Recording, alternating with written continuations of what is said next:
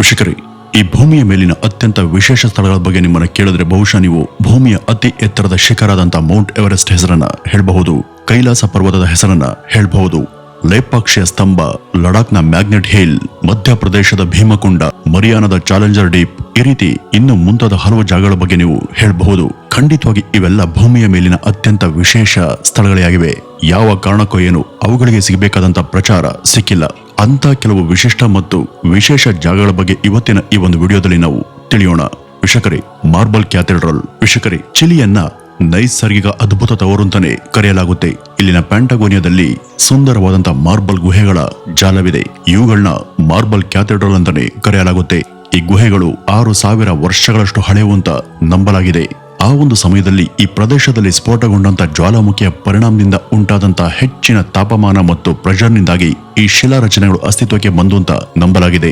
ಸಾಗರದಿಂದ ಚಿಮ್ತಾ ಇದ್ದಂತ ನೀರು ಅವುಗಳನ್ನ ಎಷ್ಟು ಸ್ವಚ್ಛವಾಗಿ ಉಜ್ಜಿ ಸುಂದರಗೊಳಿಸಿವೆ ಅಂತ ನೀವು ಒಂದ್ಸಾರಿ ನೋಡಿದ್ರೆ ಅವುಗಳನ್ನ ನೀವು ರೆಪ್ಪೆ ಕೂಡ ಮಿಟುಕಿಸದೆ ನೋಡುವಷ್ಟು ಅವು ಆಕರ್ಷಕವಾಗಿವೆ. ಈ ಗುಹೆಗಳು ಮುಖ್ಯವಾಗಿ ನೀಲಿ ಮತ್ತು ಹಸಿರು ಬಣ್ಣದಾಗಿದ್ದು ಅವುಗಳ ಒಳಭಾಗದ ನೀರಿನ ಮಟ್ಟ ಮತ್ತು ಹವಾಮಾನಕ್ಕೆ ಅನುಗುಣವಾಗಿ ತಮ್ಮ ಬಣ್ಣಗಳನ್ನ ಬದಲಾಯಿಸ್ತಾನೆ ಇರ್ತವೆ. ಸರೋವರದ ನೀಲಿ ಮತ್ತು ಹಸಿರು ನೀರಿನ ಪ್ರತಿಬಿಂಬ ಗುಹೆಗಳ ಮೇಲೆ ಬಿದ್ದಾಗ ಅಮೃತ ಶಿಲೆಯಂತ ನೋಟ ಮತ್ತಷ್ಟು ಸುಂದರವಾಗುತ್ತೆ. ಈ ಒಂದು ಸಮಯದಲ್ಲಿ ಬಂಡೆಗಳು ವಜ್ರಗಳಂತೆ ಹೊಳೆಯೋದಕ್ಕೆ ಶುರುವಾಗ್ತವೆ. ನೀರಿನ ಮಟ್ಟ ಏರಿದಾಗ ಗುಹೆಗಳ ಗೋಡೆಗಳು ಪ್ರಕಾಶಮಾನವಾದ ನೀಲಿ ಬಣ್ಣದಲ್ಲಿ ಹೊಳಿತವೆ. ಈ ಗುಹೆಗಳನ್ನ ನೋಡೋದಕ್ಕೆ ಪ್ರವಾಸಿಗರು ವರ್ಷವಿಡೀ ಇಲ್ಲಿಗೆ ಬರ್ತಾನೆ ಇರ್ತಾರೆ. ಆದ್ರೆ ಇಲ್ಲಿಗೆ ತಲುಪೋದು ಸುಲಭ ಅಲ್ಲ. ಸಣ್ಣ ದೋಣಿಗಳ ಸಹಾಯದಿಂದ ಸಮುದ್ರದ ಮೂಲಕ ಮಾತ್ರ ಇಲ್ಲಿಗೆ ಹೋಗಬಹುದು. ಇನ್ನು ಎರಡನೇದು ದಿ ಪಲ್ಪಿಟ್ ರಾಕ್. ವೀಕ್ಷಕರೇ, ನಾರ್ವೆನ ವಿಶ್ವದ ಅತ್ಯಂತ ಸುಂದರ ದೇಶ ಅಂತ ಪರಿಗಣಿಸಲಾಗಿದೆ. ಇಲ್ಲಿನ ಬಯಲು ಪ್ರದೇಶಗಳು ಮತ್ತು ಪರ್ವತಗಳು ಅದ್ಭುತ ಆಕರ್ಷಣೆಯಿಂದ ಹೊಂದಿವೆ. ದಿ ಪಲ್ಪಿಟ್ ರಾಕ್ ಒಂದು ವಿಶಿಷ್ಟ ಆಕರ್ಷಣೆಯನ್ನು ಹೊಂದಿದ್ದು ವಾಸ್ತವವಾಗಿ ಅದು ಒಣ ಗುಡ್ಡಗಾಡು ಪ್ರದೇಶ. ಅದನ್ನು ತಲುಪೋದಿಕ್ಕೆ 7 ಕಿಲೋಮೀಟರ್ ನಡೆಯಬೇಕು. ನಂತರ ಕಡಿದಾದಂತ ಜಾಗದಲ್ಲಿ ನಿಂತು ಆ ಮೋಡಿ ಮಾಡುವಂತ ನೋಟವನ್ನ ಆನಂದಿಸಬಹುದು. ಆದ್ರೆ ಆ ಬೆಟ್ಟ ತುಂಬಾ ಅಪಾಯಕಾರಿಯಾಗಿದ್ದು ತುಂಬಾ ಜನ ಇಲ್ಲಿಂದ ಬಿದ್ದು ಸಾವನ್ನಪ್ಪಿದ್ದಾರೆ ಕೂಡ. ಹಾಗಾಗಿ ಈ ನಾರ್ವೆ ಸರ್ಕಾರ ಒಂದ್ಸಾರಿ ಆ ಬೆಟ್ಟದ ಮೇಲೆ ಕಬ್ಬಿಣದ ರೈಲಿಂಗ್ ಅನ್ನ ಅಳವಡಿಸುವಂತ ಯೋಜನೆಯನ್ನ ಮಾಡಿತ್ತು. ಆದ್ರೆ ನಂತರ ಕಬ್ಬಿಣದ ರೈಲಿಂಗ್ ಅನ್ನ ಹಾಕೋದ್ರಿಂದ ಆ ಬೆಟ್ಟದ ನೈಸರ್ಗಿಕ ಸೌಂದರ್ಯ ಹಾಳಾಗುತ್ತೆ ಅಂತ ಆ ಯೋಜನೆಯನ್ನ ಸ್ಥಗಿತ ಮಾಡಲಾಯಿತು. ಆದ್ರಿಂದ ಇಲ್ಲಿಗೆ ಬರುವಂತ ಪ್ರವಾಸಿಗರು ಬಹಳ ಜಾಗರೂಕರಾಗಿ ಇರಬೇಕು. ಆದ್ರೆ ಪ್ರವಾಸಿಗರು ಈ ಬೆಟ್ಟಗಳ ತುದಿಗಳಲ್ಲಿ ಹೋಗಿ ಕೂತ್ಕೋತಾರೆ. ಸೆಲ್ಫಿಯನ್ನ ತೆಗೆದುಕೊಳ್ಳುವಂತ ಹುಚ್ಚು ಜನರಲ್ಲಿನ ಭಯವನ್ನ ನಾಶ ಮಾಡಿದೆ. ಇನ್ನು ಮೂರನೆಯದು ಗೋಕ್ಟಾ ಜಲಪಾತ. ವೀಕ್ಷಕರೇ, ಪ್ರಪಂಚಾದ್ಯಂತ ಅನೇಕ ಎತ್ತರದ ಮತ್ತು ಆಕರ್ಷಕ ಜಲಪಾತಗಳು ಇದ್ರೂ ಕೂಡ ಈ ಒಂದು ವಿಷಯ ಈ ಜಲಪಾತಗಳ ಸೌಂದರ್ಯವನ್ನ ಕಸಿದುಕೊಳ್ಳುತ್ತೆ. ಅದೇನಪ್ಪ ಅಂದ್ರೆ ಅವುಗಳನ್ನ ನೋಡೋದಕ್ಕೆ ಬರುವಂತ ಹೆಚ್ಚಿನ ಸಂಖ್ಯೆಯ ಜನರು ಅತಿಯಾದಂತ ಜನಸಂದಣಿಯಿಂದಾಗಿ ನಾವು ಜಲಪಾತ ಸೌಂದರ್ಯವನ್ನ ಸಂಪೂರ್ಣವಾಗಿ ಆನಂದಿಸಲು ಸಾಧ್ಯ ಆಗೋದಿಲ್ಲ. ಆದರೆ ಪೆರುವಿನ ಗೋಕ್ಟಾ ಜಲಪಾತ ಹಾಗಲ್ಲ. ಇಲ್ಲಿ ಖಂಡಿತವಾಗಿ ಜನಸಂದಣಿ ಕಾಣೋದಿಲ್ಲ. ಈ ಜಲಪಾತ ಗುಡ್ಡಗಾಡು ಅರಣ್ಯ ಪ್ರದೇಶವಾಗಿದ್ದು ಇಲ್ಲಿಗೆ ತಲುಪೋದಿಕ್ಕೆ ಸಾಕಷ್ಟು ಕಷ್ಟಪಟ್ಟು ಗುಡ್ಡವನ್ನ ಹತ್ಬೇಕಾಗುತ್ತೆ. ಆದ್ರಿಂದ ಇಲ್ಲಿಗೆ ತಲುಪೋದು ಎಲ್ರಿಗೂ ಸುಲಭದ ಮಾತಲ್ಲ. ಮತ್ತೆ ಈ ಒಂದು ಕಾರಣನೇ ಈ ಜಲಪಾತವನ್ನ ಅದ್ಭುತವಾಗಿಸಿದೆ. ವಿಶ್ವದ ಅತಿ ಎತ್ತರದ ಜಲಪಾತಗಳಲ್ಲಿ ಒಂದಾಗಿರುವಂತ ಇದರ ಎತ್ತರ 770 ಮೀಟರ್. ಗೋಕ್ಟಾ ಜಲಪಾತವನ್ನ ಶಾಪಿತ ಜಲಪಾತ ಅಂತ ಅಲ್ಲಿನ ಜನ ನಂಬ್ತಾರೆ. ಇಲ್ಲಿಗೆ ಹೋದಂತ ಅನೇಕ ಜನರು ಕಣ್ಮರೆಯಾಗಿದ್ದಾರೆ. ಹೋದಂತ ಕೆಲವರು ಜೀವಂತವಾಗಿ ಮರಳಿ ಬರೋದಿರ್ಲಿ, ಅವರ ದೇಹಗಳು ಕೂಡ ಸಿಕ್ಕಲ್ಲ. ಆದ್ರೆ ವೀಕ್ಷಕರೇ, ಈ ಜಲಪಾತದಲ್ಲಿ 700 ಮೀಟರ್ ಎತ್ತರದಿಂದ ಬೀಳುವಂತ ನೀರು ಯಾವುದೇ ವ್ಯಕ್ತಿಯನ್ನ ಖಂಡಿತ ತನ್ನತ್ತ ಆಕರ್ಷಿಸುತ್ತೆ. ಇನ್ನು ನಾಲ್ಕನೇದು ವೈಟೋಮೊ ಗ್ಲೋವರ್ಮ್ ಕೇವ್ಸ್. ವೀಕ್ಷಕರೇ, ನ್ಯೂಜಿಲೆಂಡ್ ನ ವೈಟೋಮೊ ಗ್ಲೋವರ್ಮ್ ಗುಹೆಯೊಳಗೆ ಒಂದು ಅದ್ಭುತ ದೃಶ್ಯ ಕಂಡುಬರುತ್ತೆ. ಈ ಗುಹೆಯ ಚಾವಣಿ ನಕ್ಷತ್ರಗಳಿಂದ ತುಂಬಿದ್ದು ಆಕಾಶನೇ ಭೂಮಿ ಮೇಲೆ ಇಳಿದುಬಂದಂತೆ ಕಾಣಿಸುತ್ತೆ. ವಾಸ್ತವವಾಗಿ ಈ ಗುಹೆಯಲ್ಲಿ ಆರ್ಕ್ಯಾನ್ಯೋಕ್ಯಾಂಪ ಲುಮೆನಿಸಾ ಅಂತ ಕರೆಯಲ್ಪಡುವಂತ ಮಿನುಗು ಹುಳುಗಳು ಕಂಡುಬರ್ತವೆ.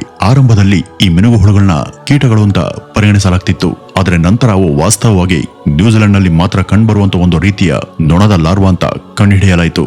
ಈ ಜೀವಿಗಳು ಮಿಂಚು ಹುಳುಗಳಂತೆ ಬೆಳಕನ್ನ ಉತ್ಪಾದನೆ ಮಾಡುವಂತ ರಾಸಾಯನಿಕ ಪ್ರಕ್ರಿಯೆಯನ್ನ ನಿರ್ವಹಿಸ್ತವೆ. ಈ ಮಿನುಗು ಹುಳುಗಳು ಪಾರದರ್ಶಕ ಮತ್ತು ಜಿಗುಟಾದಂತ ಜಾಲವನ್ನ ಹೆಣಿತವೆ. ಈ ಮಿನುಗು ಹುಳುಗಳಿಂದ ಹೊರಬರುವಂತ ಬೆಳಕು ನಕ್ಷತ್ರಗಳಂತೆ ಮಿನುಗ್ತಿರುವಂತ ಹಾಗೆ ಕಾಣಿಸುತ್ತೆ.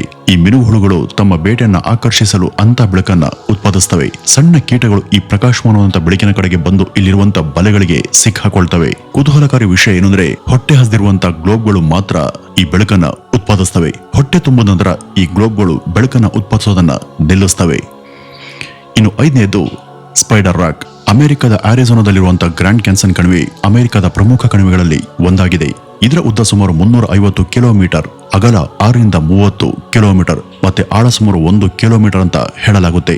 ಭೂ ವಿಜ್ಞಾನಿಗಳ ಪ್ರಕಾರ ಈ ಕಣಿವೆ ಇತಿಹಾಸ ಪೂರ್ವ ಅವಧಿಯಲ್ಲಿ ಹರಿಯುವಂತ ನದಿಯ ಸವೆತದಿಂದ ರೂಪುಗೊಂಡಿತ್ತು. ಇಲ್ಲಿ ಹಿಂದಿನಿಂದಲೂ ಕೂಡ ಮಾನವರು ಅದ್ಭುತವಾದಂತಹ ಕರಕುಶಲತೆಯನ್ನ ಮೆರೆದಿದ್ದಾರೆ. ಈ ಕಣಿವೆ ಮಧ್ಯದಲ್ಲಿ 230 ಮೀಟರ್ ಎತ್ತರದ ಕಡಿದಾದ ಬಂಡೆ ಇದ್ದು ಇದನ್ನ ಸ್ಪೈಡರ್ ರಾಕ್ ಅಂತ ಕರೆಯಲಾಗುತ್ತೆ. ಈ ಇಡೀ ಕಣಿವೆಯಲ್ಲಿ ನಾವು ಸುತ್ತಾಡುವಾಗ ಭೂಮಿ ಮೇಲೆ ಅಲ್ಲ, ಮಂಗಳ ಗ್ರಹದಲ್ಲಿ ಸುತ್ತಿರುವಂತೆ ಭಾಸವಾಗುತ್ತೆ. ಈ ಸ್ಪೈಡರ್ ರಾಕ್ ಇನ್ನೊಂದು ರೀತಿಯಲ್ಲಿ ವಿಶಿಷ್ಟವಾಗಿದೆ. ವಾಸ್ತವವಾಗಿ ಈ ಬಂಡೆ ಕಣಿವೆಯ ಮಧ್ಯದಲ್ಲಿರುವಂತಹ ಎಲ್ಲಾ ಬೆಟ್ಟಗಳಿಂದ ಪ್ರತ್ಯೇಕವಾಗಿ ಅದು ನೋಡೋದಕ್ಕೆ ತುಂಬಾ ವಿಚಿತ್ರವಾಗಿ ಕಾಣಿಸುತ್ತೆ. ಕೆಲವು ಸ್ಥಳೀಯ ನಂಬಿಕೆಗಳ ಪ್ರಕಾರ ಈ ಬಂಡೆ ತಾನಾಗಿಯೇ ರೂಪುಗೊಂಡಿಲ್ಲ. ಇದನ್ನ ಪ್ರಾಚೀನ ಸ್ಪೈಡರ್ ವುಮನ್ ರಚಿಸಿದ್ದಾಳೆ. ಆಕೆ ರಾಕ್ಷಸರನ್ನ ಕೊಂದಂತ ಕರುಣಾಳು ದೇವತೆ ಅಂತ ಅವರು ನಂಬ್ತಾರೆ. ಮತ್ತೆ ಈ ಹಿಂದೆ ಆರಿಜೋನಾ ಪ್ರದೇಶದಲ್ಲಿ ಅವಳನ್ನ ಹೆಚ್ಚು ಗೌರವಿಸಲಾಗ್ತಿತ್ತು. ಒಟ್ಟಾರೆಯಾಗಿ ಸ್ಪೈಡರ್ ರಾಕ್ ಈಗಲೂ ಕೂಡ ಆರಿಜೋನಾದಲ್ಲಿ ಅತ್ಯಂತ ಪವಿತ್ರ ಜಾಗ ಆಗಿದೆ. ಮತ್ತೆ ಅದರ ವಿಶಿಷ್ಟ ರಚನೆಯಿಂದಾಗಿ ಗ್ರ್ಯಾಂಡ್ ಕೆನಾಲ್ ಅಂತ ಕರೆಯಲ್ಪಡುವಂತ ಈ ಒಂದು ಸಂಪೂರ್ಣ ಕಣಿವೆ ಜನರ ಗಮನವನ್ನ ಸೆಳೆಯುತ್ತೆ. ಇನ್ನು ಸಮತೋಲಿತ ಕಲ್ಲು ಅಂದ್ರೆ ಬ್ಯಾಲೆನ್ಸಿಂಗ್ ರಾಕ್ ವೀಕ್ಷಕರೇ, ಪ್ರಪಂಚಾದ್ಯಂತ ಅನೇಕ ಜಾಗಗಳಲ್ಲಿ ಇಂಥ ಹಲವು ಕಲ್ಲುಗಳನ್ನ ನಾವು ಕಾಣಬಹುದು. ಅವು ಅದ್ಭುತವಾಗಿ ಬ್ಯಾಲೆನ್ಸ್ ಮಾಡಿಕೊಂಡು ನಿಂತಿವೆ. ಈ ಕಲ್ಲು ಸ್ವಲ್ಪ ತಳ್ಳಿದ್ರೂ ಕೂಡ ಬೀಳುತ್ತೇನೋ ಅಂತ ಅನ್ಸುತ್ತೆ, ಆದ್ರೆ ಅದು ಲಕ್ಷಾಂತರ ವರ್ಷಗಳಿಂದ ಹೀಗೇನೆ ನಿಂತಿದೆ. ಹಾಗೇನೆ ಮ್ಯಾನ್ಮಾರ್ನ ಬೌದ್ಧ ದೇವಾಲಯದ ಅಂಚಿನಲ್ಲಿರುವಂತ ಈ ಬೃಹತ್ ಕಲ್ಲು ಬಂಡೆ ಮೇಲೆ ಹೇಗೆ ಸಮತೋಲನ ಕಾಯ್ದುಕೊಂಡಿದೆ ನೋಡಿ. ಸ್ವಲ್ಪ ಮುಟ್ಟಿದ್ರೂ ಕೂಡ ಇದು ಬಿದ್ದೇ ಬಿಡುತ್ತೇನೆ ಅಂತ ಅನ್ಸಿದ್ರು ಇದು ಎಂಥ ಬಿರುಗಾಳಿಗೂ ಕೂಡ ಅಲುಗಾಡೋದಿಲ್ಲ. ಇನ್ನು ಸೆಂಟ್ರಲ್ ಈಸ್ಟ್ ಅಮೆರಿಕಾದ ಉತ್ನಹಲ್ಲಿ ಗಾಬ್ಲಿನ್ ವ್ಯಾಲಿ ಎಂಬ ಜಾಗ ಇದೆ. ಇಲ್ಲಿ ಬ್ಯಾಲೆನ್ಸಿಂಗ್ ಕಲ್ಲುಗಳ ಸಂಖ್ಯೆ ಒಂದೆರಡಲ್ಲ, ಸಾವಿರಾರು ಸಂಖ್ಯೆಯಲ್ಲಿವೆ. ಇಷ್ಟೊಂದು ದೊಡ್ಡ ಸಂಖ್ಯೆ ಕಲ್ಲುಗಳು ನೈಸರ್ಗಿಕವಾಗಿ ಹೀಗೆ ಒಂದೇ ಕಡೆ ಬ್ಯಾಲೆನ್ಸ್ ಮಾಡಿಕೊಂಡು ನಿಂತಿಲ್ಲ. ಇದು ಪ್ರಕೃತಿಯ ಕೆಲಸ ಅಲ್ಲ.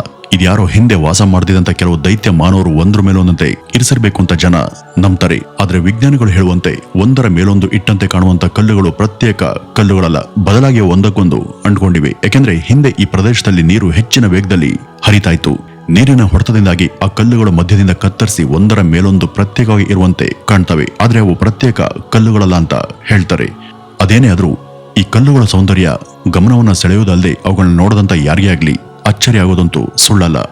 ಇನ್ನು ಚಾಕ್ಲೇಟ್ ಹಿಲ್ಸ್, ಈ ಚಾಕ್ಲೇಟ್ ಬೆಟ್ಟಗಳು ಫಿಲಿಪೀನ್ಸ್ ನ ಬೊಹಾಲ್ ಪ್ರಾಂತ್ಯದಲ್ಲಿರುವಂತಹ ಒಂದು ಭೂಗತ ರಚನೆಯಾಗಿವೆ. ಇಲ್ಲಿ ಕನಿಷ್ಠ 1700 ಬೆಟ್ಟಗಳಿದ್ದು ಅವು 50 ಚದರ ಕಿಲೋಮೀಟರ್ಗಿಂತ ಕೂಡ ಹೆಚ್ಚು ಪ್ರದೇಶದಲ್ಲಿ ಹರಡಿಕೊಂಡಿವೆ. ಈ ಬೆಟ್ಟಗಳು ಗುಮ್ಮಟಗಳಂತೆ ಇದ್ದು ಅವುಗಳ ಮೇಲೆ ಹಸಿರು ಹುಲ್ಲು ಬೆಳೆಯುತ್ತೆ. ಇದು ಬೇಸಿಗೆಯಲ್ಲಿ ಚಾಕ್ಲೇಟ್ ಕಂದು ಬಣ್ಣಕ್ಕೆ ತಿರುಗುತ್ತೆ. ಈ ಬೆಟ್ಟಗಳು ಸರಾಸರಿ 30 ರಿಂದ 50 ಮೀಟರ್ ಎತ್ತರ ಇದ್ದು ಸುತ್ತಮುತ್ತಲಿನ ಎಲ್ಲಾ ಮರಗಳಿಂದಲೂ ಕೂಡ ಎತ್ತರವಾಗಿವೆ. ಈ ಒಂದು ಕಾರಣದಿಂದಾಗಿ ಮೇಲಿಂದ ನೋಡಿದಾಗ ಈ ಕಾಡಿನಲ್ಲಿ ಚಾಕ್ಲೇಟ್ ದೊಡ್ಡ ರಾಶಿಗಳು ಇವೆ ಅಂತ ತೋರುತ್ತೆ. ಈ ವಿಜ್ಞಾನಿಗಳು ಇಲ್ಲಿವರೆಗೂ ಅಂತ ದುಂಡಗಿನ ಬೆಟ್ಟಗಳು ಹೇಗೆ ರೂಪುಗೊಂಡು ಎಂಬುದನ್ನ ಕಂಡುಹಿಡಿಯೋದಿಕ್ಕೆ ಸಾಧ್ಯ ಆಗಿಲ್ಲ. ಕೆಲವು ಭೂವಿಜ್ಞಾನಿಗಳು ಈ ಒಂದು ಸ್ಥಳ ಹಿಂದೆ ಸಮುದ್ರದಲ್ಲಿ ಮುಳುಗೋಗಿತ್ತು, ಆಗ ಆ ಬೆಟ್ಟಗಳು ಕೆಲವು ಸಮುದ್ರದ ಜೀವಿಗಳಿಂದ ರೂಪುಗೊಂಡು ಅಂತ ಹೇಳಲಾಗುತ್ತೆ. ಇನ್ನೊಂದು ನಂಬಿಕೆ ಪ್ರಕಾರ ಈ ಬೆಟ್ಟಗಳು ನಾಶವಾದಂತಹ ಜ್ವಾಲಾಮುಖಿಯಿಂದ ರೂಪುಗೊಂಡಿವೆ. ಇಲ್ಲಿ ಹಿಂದೆ ಜ್ವಾಲಾಮುಖಿಗಳ ಭೀಕರ ಸ್ಫೋಟವಾಗಿ ಅವು ತಣ್ಣಗಾದ ನಂತರ ಹೀಗೆ ಭೂಮಿ ಕೆಲವು ಕಡೆ ಉಬ್ಬಿದೆ ಅಂತ ಹೇಳಲಾಗುತ್ತೆ. ಈ ಬೆಟ್ಟಗಳನ್ನ ಹತ್ತೋದು ತುಂಬಾ ಸುಲಭ ಆಗಿರೋದ್ರಿಂದ ಅನೇಕರು ಇವುಗಳನ್ನ ಹತ್ತಿ ಇಡೀ ಪ್ರದೇಶದ ಸೌಂದರ್ಯವನ್ನ ಸವಿತಾರೆ. ಇನ್ನು ಸೋನ್ಡೋಂಗ್ ಗುಹೆ, ವಿಯೆಟ್ನಾಂನಲ್ಲಿರುವಂತಹ ಸೋನ್ಡೋಂಗ್ ಗುಹೆಯನ್ನ ವಿಶ್ವದ ಅತಿ ದೊಡ್ಡ ಗುಹೆ ಅಂತ ಪರಿಗಣಿಸಲಾಗಿದೆ. ಈ ಗುಹೆಯಲ್ಲಿ ಬಿಲ್ಡಿಂಗ್ ಅನ್ನ ಕಟ್ಟತೊಡಗಿದರೆ 1 ಅಥವಾ 2 ಅಲ್ಲ, ಬರೋಬ್ಬರಿ 30ಕ್ಕೂ ಹೆಚ್ಚು ಮಹಡಿಗಳ ಕಟ್ಟಡವನ್ನ ನಿರ್ಮಿಸಬಹುದು. ಯಾಕೆಂದ್ರೆ ಈ ಗುಹೆ ಅಷ್ಟು ದೊಡ್ಡದಾಗಿದೆ. ಇದರ ಎತ್ತರ ಸುಮಾರು 200 ಮೀಟರ್ ಇದ್ದು ಇಲ್ಲಿ ಅನೇಕ ಆಳವಾದಂತಹ ಕಂದಕಗಳು ಇವೆ. ಅವುಗಳ ಮೂಲಕ ಅನೇಕ ನದಿಗಳು ಕೂಡ ಹರಿತವೆ. ಈ ಗುಹೆ ತನ್ನೊಳಗೆ ಅನೇಕ ಚಿಕ್ಕ ಪುಟ್ಟ ಗುಹೆಗಳನ್ನು ಕೂಡ ಒಳಗೊಂಡಿದೆ. ಇಲ್ಲಿ ಒಟ್ಟು ಸುಮಾರು 150ಕ್ಕೂ ದೊಡ್ಡ ಮತ್ತು ಸಣ್ಣ ಗುಹೆಗಳಿವೆ. ಸುಮಾರು 9 ಕಿಲೋಮೀಟರ್ ಪ್ರದೇಶದಲ್ಲಿ ಹರಡಿರುವಂತಹ ಈ ಗುಹೆಗಳ ಹಾದಿ ಒಂದು ಚಕ್ರ ವ್ಯೂಹದಂತೆ ಕಾಣಿಸುತ್ತೆ. ಹಾಗಾಗಿ ಸರಿಯಾದ ಗೈಡ್ಲೈನ್ ಇಲ್ಲದೆ ಇಲ್ಲಿಗೆ ಹೋಗೋದು ದೊಡ್ಡ ಅಪಾಯಕಾರಿ ಅಂತ ಪರಿಗಣಿಸಲಾಗಿದೆ. ಈ ಗುಹೆಗಳು ತುಂಬಾ ದೊಡ್ಡದಾಗಿದ್ದು ಮತ್ತೆ ಕಷ್ಟಕರವಾದಂತಹ ಹಾದಿಯನ್ನ ಹೊಂದಿವೆ. ಇಲ್ಲಿವರೆಗೂ ಈ ಪ್ರದೇಶದ ಕೇವಲ 40% ಅನ್ನ ಮಾತ್ರ ಮನುಷ್ಯರು ನೋಡೋದಕ್ಕೆ ಸಾಧ್ಯ ಆಗಿದೆ. ಇನ್ನು 60% ಪ್ರದೇಶ ಸಂಪೂರ್ಣವಾಗಿ ಮಾನವರಿಂದ ದೂರವಾಗಿವೆ. ಈ ಗುಹೆಗಳಲ್ಲಿ ಅನೇಕ ರೀತಿಯ ಪ್ರಾಣಿಗಳು, ಸಸ್ಯಗಳು ಮತ್ತೆ ಗಿಡ ಮೂಲಿಕೆಗಳು ಕಂಡುಬರ್ತವೆ. ಮತ್ತೆ ಅವುಗಳ ಇತಿಹಾಸ ಲಕ್ಷಾಂತರ ವರ್ಷಗಳಷ್ಟು ಹಳೆಯದು ಅಂತ ಹೇಳಲಾಗುತ್ತೆ. ಇಲ್ಲಿಗೆ ಹೋಗೋದು ತುಂಬಾ ಕಷ್ಟಕರವಾದಂತ ಕಾರಣ ಪ್ರತಿ ವರ್ಷ ಕೇವಲ 1000 ಪ್ರವಾಸಿಗರು ಮಾತ್ರ ಈ ಗುಹೆಗಳಿಗೆ ಭೇಟಿ ಕೊಡೋದಕ್ಕೆ ಸಾಧ್ಯವಾಗುತ್ತೆ. ಅದು ಕೂಡ ಅವರು ಅರ್ಧ ಗುಹೆಯನ್ನು ಕೂಡ ನೋಡಕ್ಕಾಗೋದಿಲ್ಲ. ಅಲ್ಲಿರುವಂತ ಕೆಲವು ಸ್ಥಳೀಯ ಜನರ ಪ್ರಕಾರ ಈ ಗುಹೆಗಳಲ್ಲಿ ಹಾರುವಂತ ನರಿಗಳು ವಾಸಿಸ್ತವೆ. ಅವು ಗುಂಪು ಗುಂಪಾಗಿ ಮನುಷ್ಯರ ಮೇಲೆ ದಾಳಿ ಮಾಡ್ತಾವಂತೆ. ಹಾಗೇನೆ ಇಲ್ಲಿಗೆ ಭೇಟಿ ನೀಡದಂತ ಕೆಲವು ಪ್ರವಾಸಿಗರು ಈ ಗುಹೆಗಳ ಒಳಗಿಂದ ತುಂಬಾ ಭಯಾನಕವಾದಂತ ಶಬ್ದಗಳು ಕೇಳಿಬರ್ತವೆ ಅಂತ ಹೇಳ್ತಾರೆ. ಇನ್ನು ಸಾಲಾರ್ಡೆ ಉಯಿನಿ, ಈ ಒಂದು ಸ್ಥಳ ಭೂಮಿಯ ಅತಿ ದೊಡ್ಡ ನೈಸರ್ಗಿಕ ಅದ್ಭುತ ಅಂತಾನೆ ಪರಿಗಣಿಸಲ್ಪಟ್ಟಿದೆ. ಏಕೆಂದ್ರೆ ಇಲ್ಲಿ ಭೂಮಿ ಕನ್ನಡಿಯಂತೆ ವರ್ತಿಸುತ್ತೆ. ಅದರಲ್ಲಿ ಆಕಾಶದ ಪ್ರತಿಬಿಂಬ ಕಾಣುತ್ತೆ. ಈ ಇಡೀ ದೃಶ್ಯವನ್ನ ನೋಡಿದಾಗ ಭೂಮಿ ಮತ್ತು ಆಕಾಶದ ಮಿಲನವಾಗಿದೆ ಅಂತ ಭಾಸವಾಗುತ್ತೆ.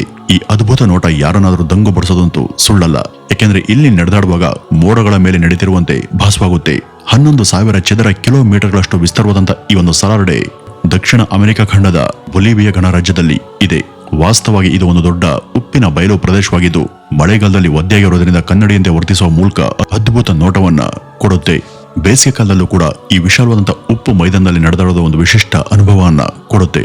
ವೈಜ್ಞಾನಿಕ ಸಂಶೋಧನೆಗಳು ಮೋಡಿ ಮಾಡುವಂತ ಈ ಸಲಾರ್ಡೆಯನ್ನ ಇದು ಕೇವಲ ಉಪ್ಪು ಪ್ರದೇಶ ಮಾತ್ರ ಅಲ್ಲ, ಬದಲಿಗೆ ಈ ಜಾಗದಲ್ಲಿ ಲಿಥಿಯಂನ ದೊಡ್ಡ ನಿಧಿ ಅಡಗಿದೆ ಅಂತ ಹೇಳ್ತವೆ. ಈ ಲಿಥಿಯಂ ಬ್ಯಾಟರಿಗಳು ಮತ್ತು ಎಲೆಕ್ಟ್ರಾನಿಕ್ಸ್ ಉಪಕರಣಗಳ ತಯಾರಿಕೆಗೆ ಪ್ರಮುಖ ವಸ್ತುವಾಗಿದೆ. ವೀಕ್ಷಕರೇ, ಇಂಥ ವಿಶೇಷ ದೃಶ್ಯಗಳನ್ನ ನಿಮ್ಮ ಸ್ವಂತ ಕಣ್ಣುಗಳಿಂದ ನೋಡೋದು ನಿಜಕ್ಕೂ ಒಂದು ದೊಡ್ಡ ಅನುಭವ ಅಂತ ಹೇಳ್ತಾ ಇವತ್ತಿನ ಈ ಒಂದು ವಿಡಿಯೋವನ್ನ ಇಲ್ಲಿಗೆ ಮುಗಿಸೋಣ. ಇನ್ನು ಈ ಜಾಗಗಳ ಬಗ್ಗೆ ನಿಮ್ಮ ಅನಿಸಿಕೆಯನ್ನ ಕಮೆಂಟ್ನ ಮೂಲಕ ತಿಳಿಸಿ. ನಮಸ್ಕಾರ.